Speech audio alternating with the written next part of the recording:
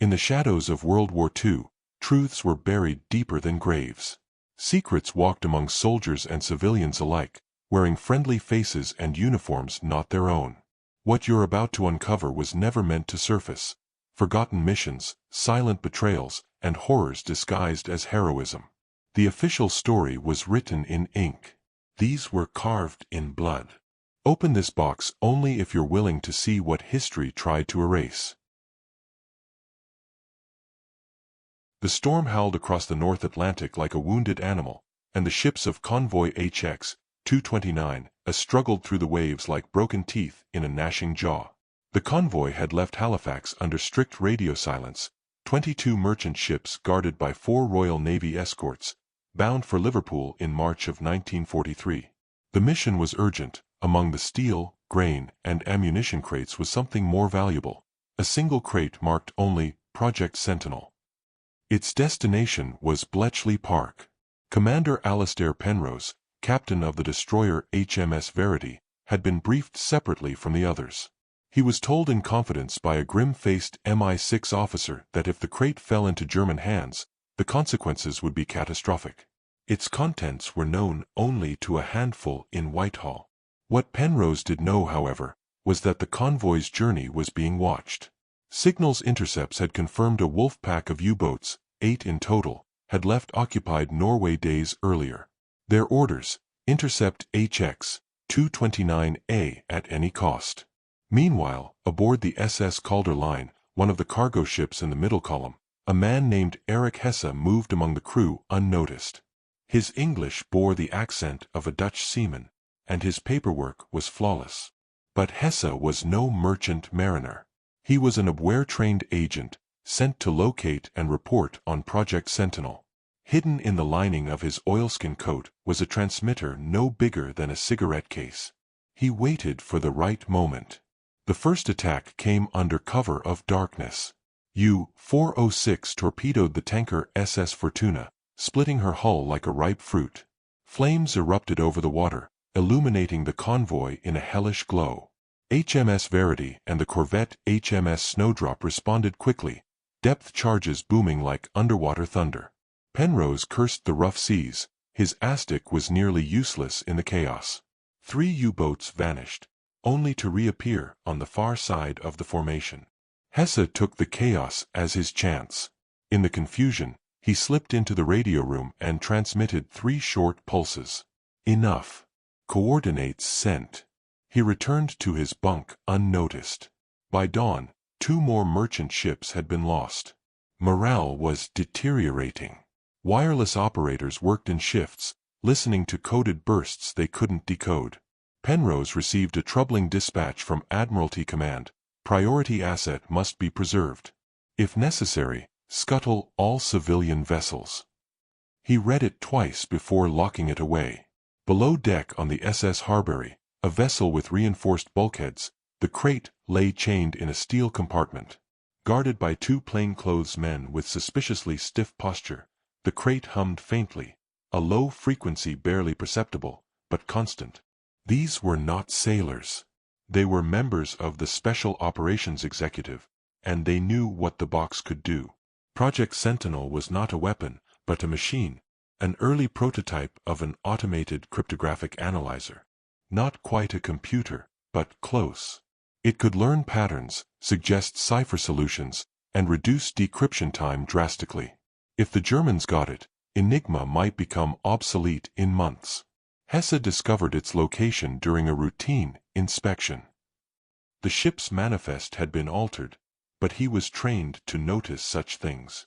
That night, he attempted to slip into the lower decks, but a guard spotted him. A struggle broke out. The guard raised an alarm before being knocked unconscious. Hesse, desperate, tried to reach the crate but was intercepted by one of the SOE agents. The fight was short. The agent was killed, but not before stabbing Hesse in the shoulder. Wounded and bleeding, Hesse detonated a flare, a bright red streak through the night sky. 2 U-boats closed in on the flare's position within an hour. U-333 launched torpedoes at the Harbury, aiming low to rupture her propulsion. The ship reeled but did not sink. On board, the remaining SOE operative, Agent Celia Murchison, knew they had no choice. She and the ship's captain, under orders from Commander Penrose, began scuttling preparations. If they couldn't escape, they would go down with the crate. Penrose, upon receiving the Harbury's distress signal, gave a controversial order: abandon the convoy. He directed HMS Verity and Snowdrop to form a defensive ring around the Harbury, while the remaining merchant ships attempted to scatter. Radio silence was broken. Code Midnight, execute Operation Cinderblock. A final message from Admiral Tovey. Incredibly, help arrived. 2 RAF liberators appeared at dawn, forced to fly at dangerously low altitudes due to the storm.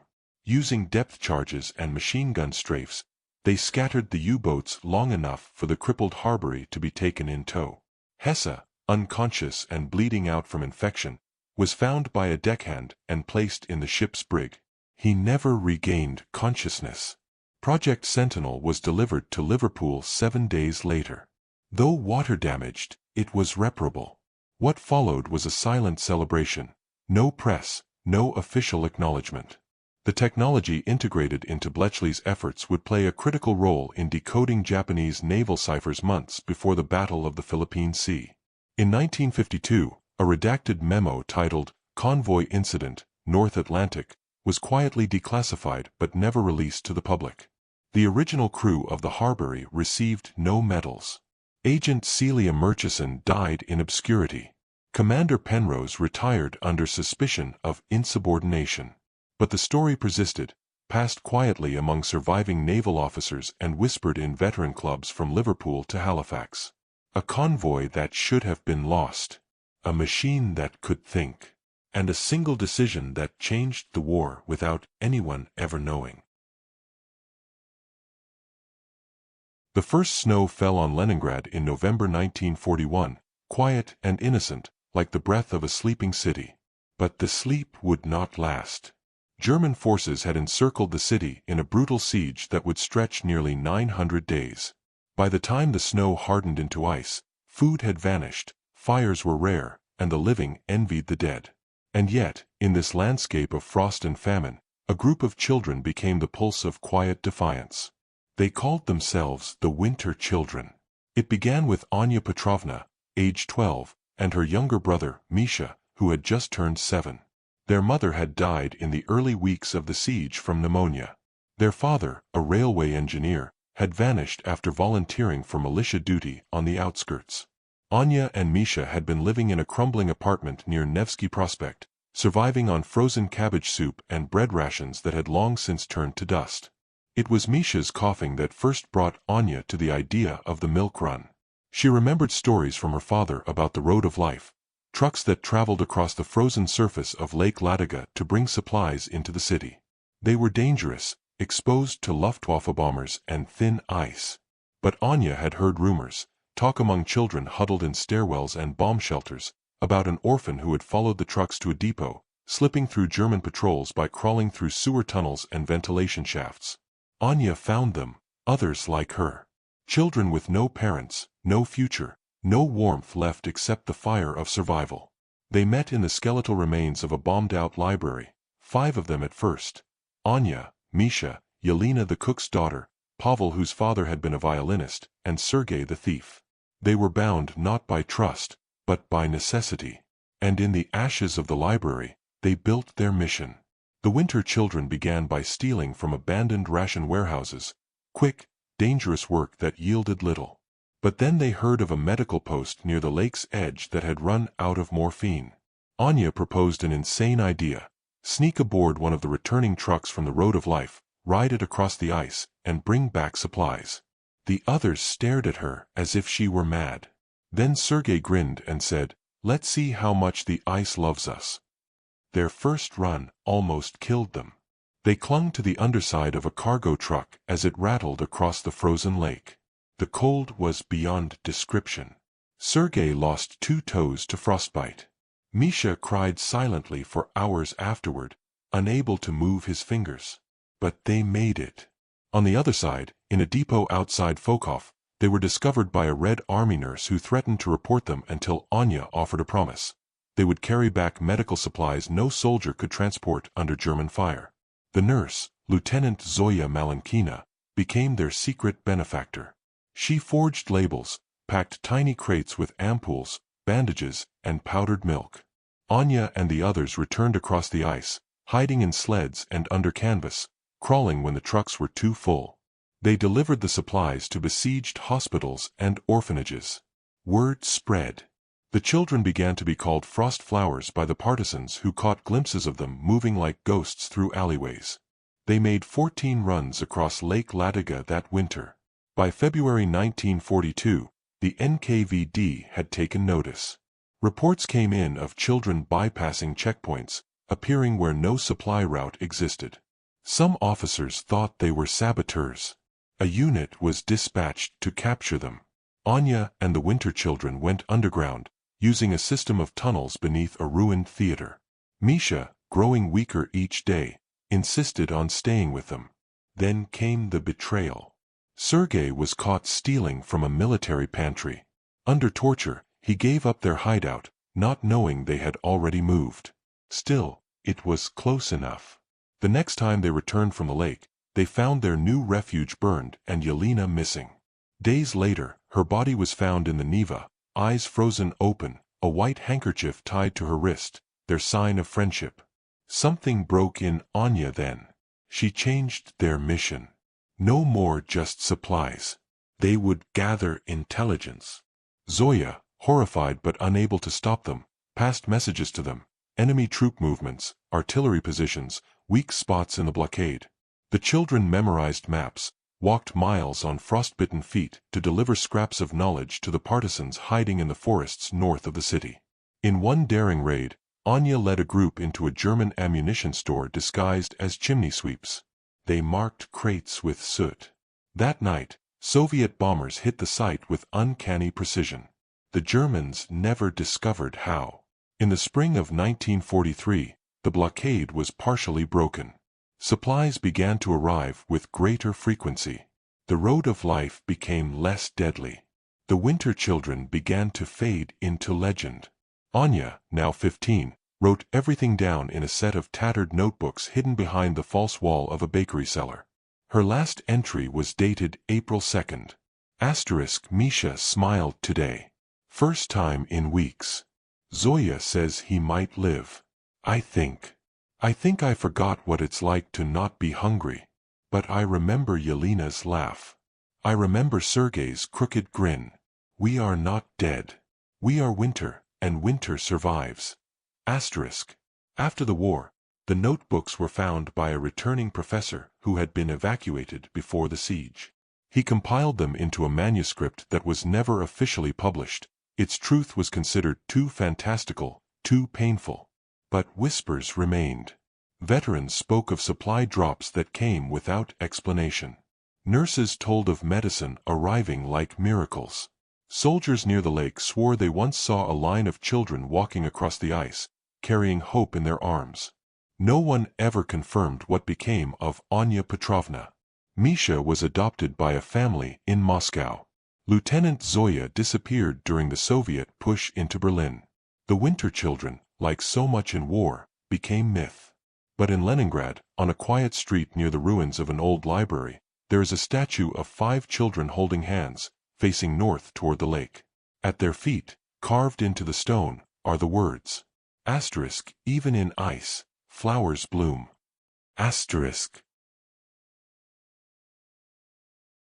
The desert was endless, a pale sea of shifting sands and mirages that danced on the horizon like ghosts. In October 1942, as the Second Battle of El Alamein was about to ignite, General Erwin Rommel's Afrika Corps prepared for what would become one of the most critical confrontations in the North African campaign. But beneath the official accounts, buried in forgotten field reports and half-burned diaries, lies a secret operation that never appeared in Allied briefings, Operation Scorpion. It was a plan conceived in Berlin, sketched by candlelight in the war rooms of the WWII and approved by Rommel himself. Its goal was singular and bold: eliminate Field Marshal Bernard Montgomery before the battle began. The Nazi High Command believed decapitating the British Eighth Army would throw Allied plans into disarray, giving the Axis a critical advantage. The man chosen to lead the mission was Hauptsturmführer Dietrich Stahl, a veteran of the Brandenburg Special Forces. Fluent in English, trained in sabotage, and utterly ruthless, Stahl was a ghost among men. To execute the operation, Stahl was given a hand-picked team of 7 commandos, all German soldiers who had lived in British territories before the war. Over weeks of brutal training in Tobruk, they perfected British accents, memorized the regimental slang, and practiced drills in captured Allied uniforms. Their insertion point was south of El Alamein, where Rommel's intelligence suggested a gap in British patrol patterns. Their target, Montgomery's mobile command post, which moved every 3 days along the Katara Depression. Meanwhile, deep within the Allied encampment, a strange new figure had arrived. Captain Elias Rubin, a so-called intelligence liaison attached to Montgomery's staff. He was quiet, observant, with dark eyes that missed nothing. Officially, he was British intelligence. In truth, he was not. Rubin was a Polish Jew who had fled Warsaw, trained with the SOE in Cairo, and volunteered for infiltration duty with one condition: he would go wherever Nazi officers might tread. Rubin had intercepted a partial transmission from a Luftwaffe airfield in Crete 2 weeks earlier, encrypted in a lesser-used cipher, suggesting a small-scale operation. The words "Scorpion," "Cloak," and "Montgomery" had appeared within. It wasn't enough for a full alarm, but it was enough for Rubin to stay close to the man they meant to kill. On the night of October 18th, Operation Scorpion began. Stahl's unit crossed into British-controlled desert, disguised as engineers from the Royal Army Ordnance Corps. Their forged papers were flawless. Their cover story: emergency inspection of petrol supplies near the forward lines. A Royal Military Police checkpoint let them through after a brief inspection. Within hours, they were just 4 miles from Montgomery's command vehicle, a collection of tents and camouflaged trucks nestled behind a ridge. But what Stahl didn't know was that Rubin had been watching. The SOE agent had seen unusual movements among the quartermasters, heard a soldier refer to an engineer, with a northern English accent that sounded too polished, too deliberate. Rubin spoke with Montgomery that afternoon. The general dismissed the concern politely, but assigned 2 Sikh guards to shadow the suspicious engineers. Rubin, unwilling to wait, took matters into his own hands. That night, under a moonless sky, Stahl's team began the final phase of the operation. One commando, posing as a radio technician, cut the lines to the command tent. 2 others crept through the shadows toward the general's sleeping quarters, silenced pistols in hand. But Rubin was there. From behind a dune, he waited with a Webley revolver and a captured MP-40. When the 2 commandos appeared, he shot first, killing one instantly. The other fell backward, screaming in German. The base erupted. Gunfire rang out. Stahl cursed, realizing their cover was blown. He ordered a retreat, but the desert betrayed them. British spotlights swept the dunes, and flares lit the horizon in blinding arcs. A skirmish broke out near a fuel dump. One of Stahl's men detonated grenades to cover their escape, igniting barrels of petrol and sending flames into the sky. Rubin gave chase, running barefoot through the sand, his revolver empty. He tackled Stahl as the German tried to flee into a ravine. They fought hand-to-hand, Stahl's knife slicing across Rubin's arm, Rubin slamming his head into the ground. In the end, Rubin drove the blade into Stahl's throat, ending the mission with one final breathless lunge. The surviving commandos were captured. Under interrogation, they revealed nothing, but Rubin's earlier decrypted message, now confirmed by the failed assassination, gave British intelligence the proof they needed. Montgomery survived without a scratch. The battle commenced 3 days later, and the Axis forces were driven back in one of the war's most decisive Allied victories. But Operation Scorpion was buried, classified, discredited by High Command as an unlikely exaggeration. Rubin received no medal, no commendation. His presence in Montgomery's camp was never officially recorded. His real name was never disclosed. He vanished after El Alamein, last seen boarding a flight to Sicily in 1943 under another false identity. Years later, in a footnote to an SOE internal memo declassified in 1979, a curious line appeared. *Agent ER neutralized Operation Scorpion. Identity erased per request. Montgomery never knew. Asterisk. And somewhere in the archives of the Bundesarchiv in Berlin, a folder marked Scorpion Archive remains missing.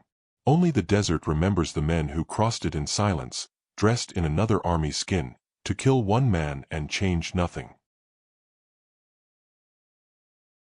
The tapes were discovered in a rusted metal trunk buried beneath the floorboards of an abandoned Imperial Army outpost near Harbin in 1971. Wrapped in waxed cloth and sealed with a deteriorated Japanese military insignia, the 16mm film reels bore no labels, only a number, 731, etched with a knife into the side of the trunk. What the reels contained would shake the very foundation of how World War II was remembered. The footage was grainy, silent, and horrifying. Masked men in white smocks operated in frozen laboratories, while emaciated prisoners, bound and blindfolded, were subjected to experiments with frostbite, plague injections, and pressure chambers. For decades, the existence of Unit 731 had been denied or dismissed as rumor. But this visual evidence, accompanied by a series of typed confessions translated into English, was different. These were no second-hand tales. These were records made by the perpetrators themselves. The tapes became the centerpiece of a secret Allied inquiry launched in 1946 and buried immediately thereafter. The code name, Project WWII. WWII, the Japanese word for ghost, was fitting. The lead investigator was Lieutenant Jonathan Adler, an American-Japanese linguist and former intelligence analyst who had served with the OSS in the China-Burma-India theater. Adler had intercepted early accounts from Chinese guerrillas about human experimentation in Manchuria as early as 1944. But the reports were considered unreliable, products of wartime hysteria. After the war ended, he followed a trail of broken documents and reluctant witnesses to the ghost city of Pingfong, once the beating heart of Unit 731. There, among crumbling concrete and rusting surgical tables, he uncovered the truth.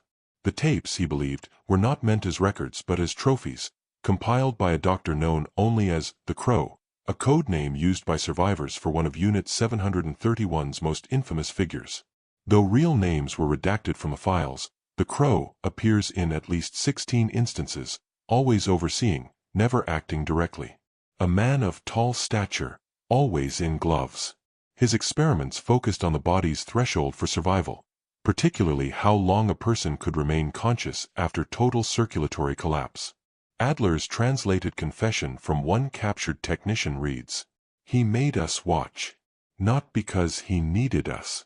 Because he wanted witnesses. Like the old emperors, he wanted his horrors remembered.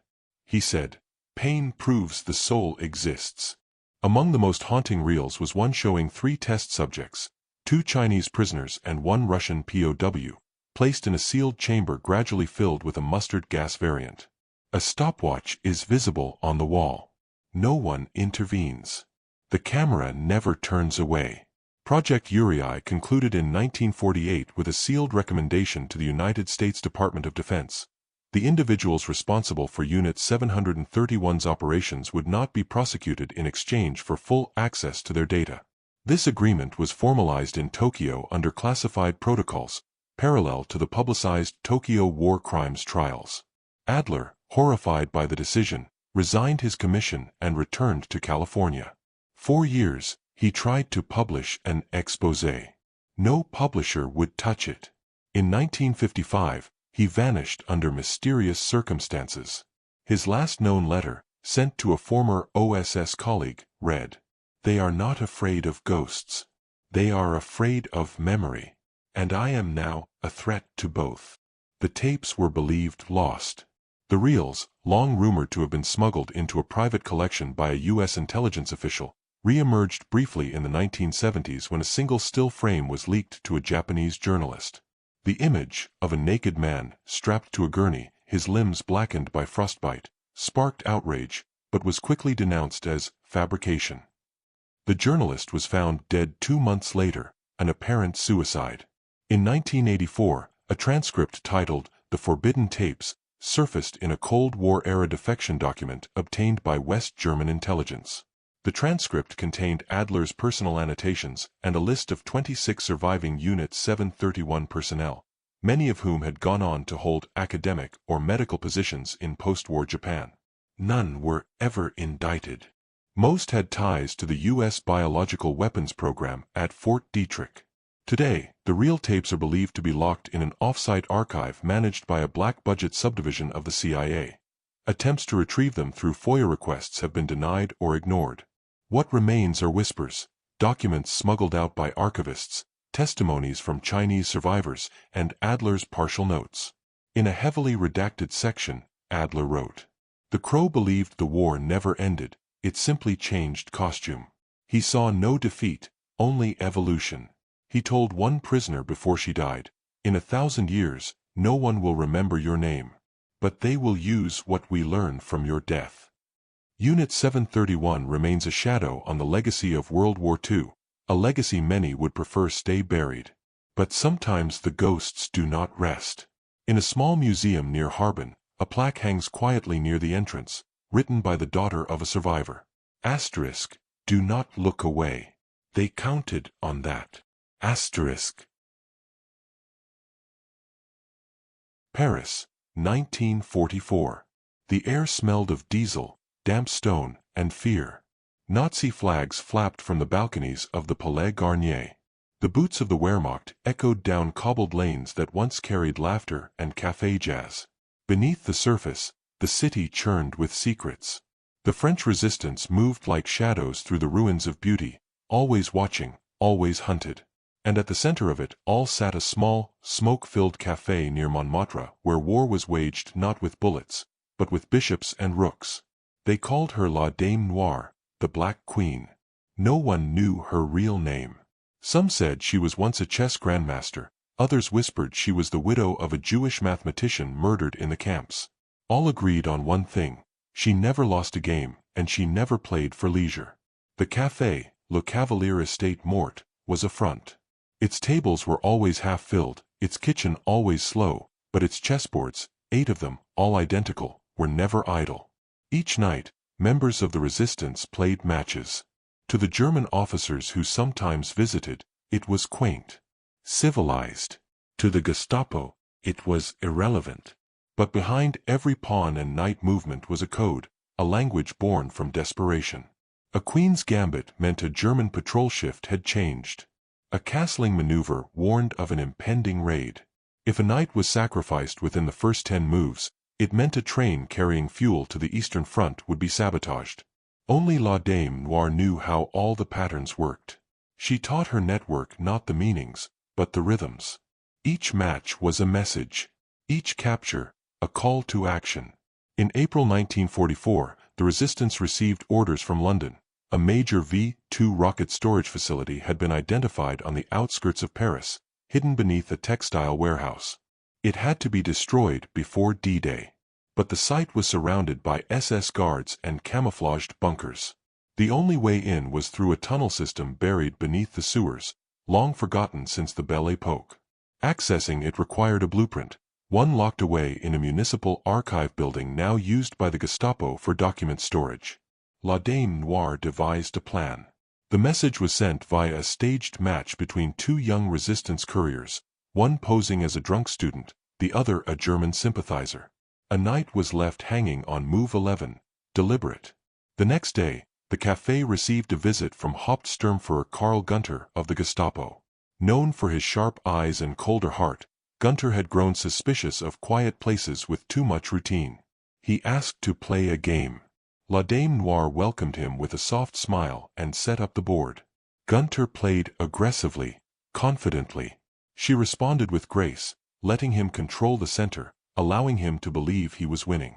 The other patrons watched in stiff silence as each move doubled as a signal.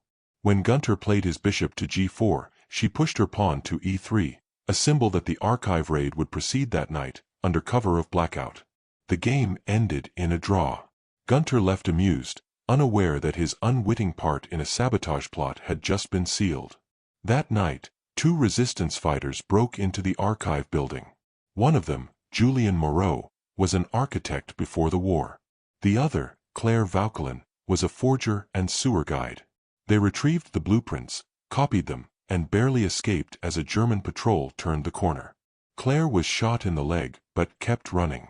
Julien carried her through the tunnels back to the café, where La Dame Noire had already cleared a path through the cellar.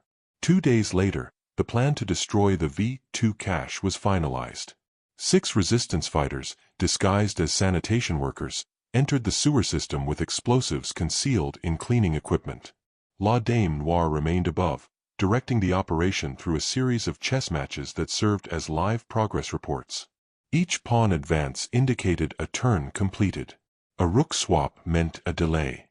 When the white king was moved 3 squares diagonally, an illegal move in real chess, it meant the explosives were planted and the team was exiting. That illegal move would cost her dearly. Gunter returned the next morning, curious about the strange ending to their last game. He questioned her politely at first, then less so. When she refused to speak, he arrested her on charges of conspiracy. The café was shut down. The boards were smashed. But the resistance had already gone silent. The mission was complete.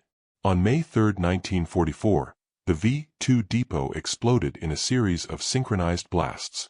It was written off by German officials as an accident caused by unstable fuel.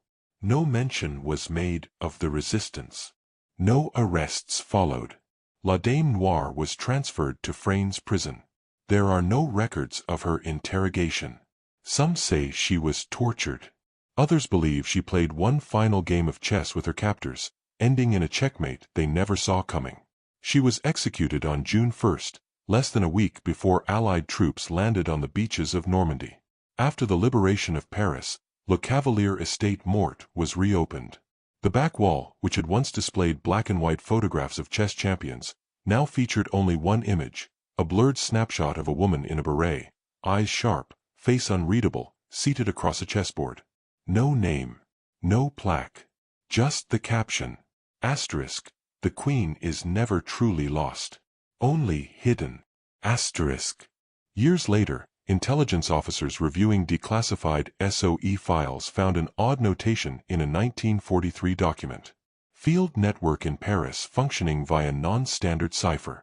Primary asset referred to as Black Queen. System resilient. Comms via symbolic sequence, elegant and mathematically sound. Consider for future operations. No one knows who wrote it. But the ghosts of Paris still remember. The board was set. The game was played. And thanks to a woman with no name, the world changed, one pawn at a time. The last pages of war are never read aloud, they're whispered, hidden, or burned. But some stories resist the fire. They cling to ruins and rumors, waiting for someone to look closer. We've opened the box.